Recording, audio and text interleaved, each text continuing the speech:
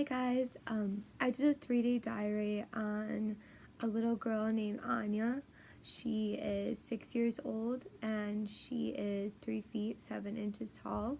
She weighs about 45 pounds and her BMI is 17.1. Just a little background information about her. Her mother had her when she was 17 years old and she's currently living with her grandparents right now.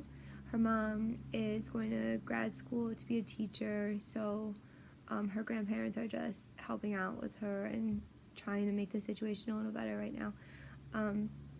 Anya is in first grade, so she does go to school throughout the week.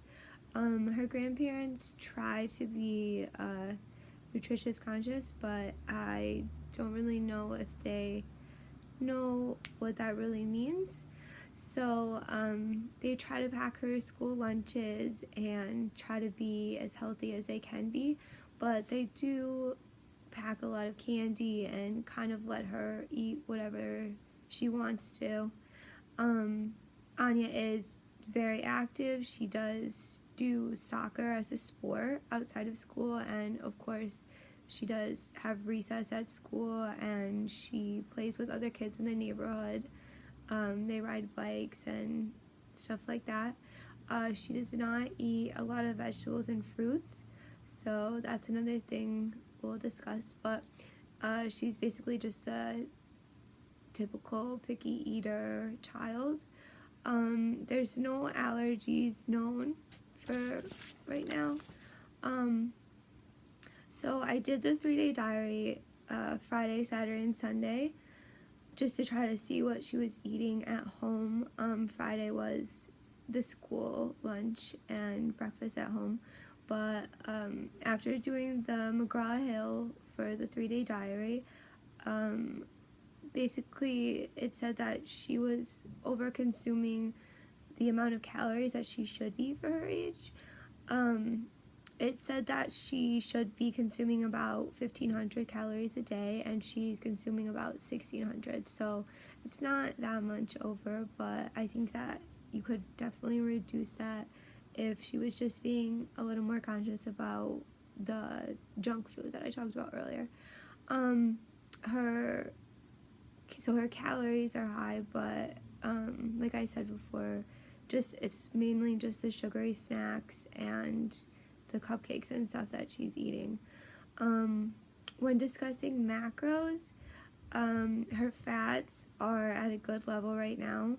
Her saturated fats were high though, so I think that she could work on that, and the cholesterol was high, so instead of eating cupcakes and all these sugary candies that she is eating, I could suggest other healthier snacks, which I did in the report. I did like a healthier granola bar type thing that they could prep on Sunday and make them for the whole week, and it could be a good activity for the grandparents and Anya, and she could easily just cut them up and pack them for school lunches every day instead of consuming these other unhealthy snacks. Another thing is, for breakfast every day, she does eat the wanted breakfast for every child, which is the Captain Crunch and the unhealthy breakfast. So what I did suggest is that she switch that up a little bit with either like oatmeal and cut up bananas in it, and even cinnamon. I told them that you can make healthy foods taste good. It doesn't have to be this horrible thing. Another thing is like eggs. It's a constant either like French toast or cereal type of morning for her, so that would definitely be a good thing to change. Her carbs are high, but instead of eating like the white bread and all of those type of carbs, she could eat more vegetables and fruits and other good carbs instead of the typical snacks that she is now. Her protein is high, but again, I did record this during a weekend, So she was eating at home with her grandparents, which was mainly, she was eating chicken nuggets and other sources of protein. But I think that during the week it wouldn't be that high if it wasn't just the weekend that I did record. So she was consuming about an average of 49 grams of protein per day, but the daily recommendation is around 19. So I mean, I wouldn't really think it's that big of a problem if she was consuming too much protein, if it was only that was high. But again, like I said, it's all the other carbs and fats that we're concerned about, not really the protein. So my recommendation for her would just definitely be to increase the vegetable intake and other sources of good carbs. And like I mentioned before, there's other ways to make healthy snacks good. So you could add vegetables to smoothies and make them better, and the healthy granola bar that I suggested in her diary intake had a bunch of flax seeds and other good ingredients to help her throughout the day.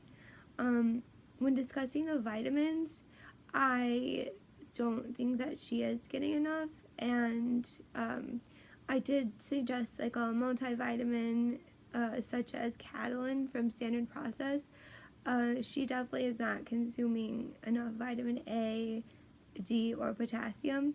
But the thing with potassium is, I said before, if she could make like a shake, in the morning even for breakfast with protein, and you could cut up a banana in there, and there's other ways to consume these products. So, but if she still wasn't getting enough after that, then I would suggest a multivitamin from Standard Process or anywhere else.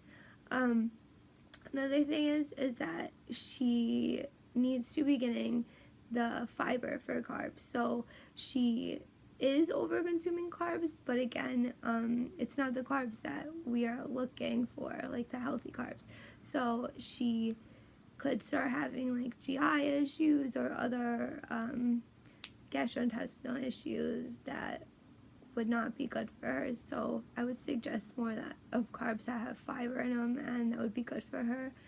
And lastly, I think that she should consume a little more omegas in her diet, 3 and 6, and again, you could get these from fish and flax seeds, and I just think that she could be a little more open-minded with her diet. But again, it is a child that is a picky eater, and she's living with her grandparents that are very old school and don't really know of like different things to eat. They're very like meal, the same thing every day. So I hope I suggested a couple good things for them, and she continues to be an active, healthy girl.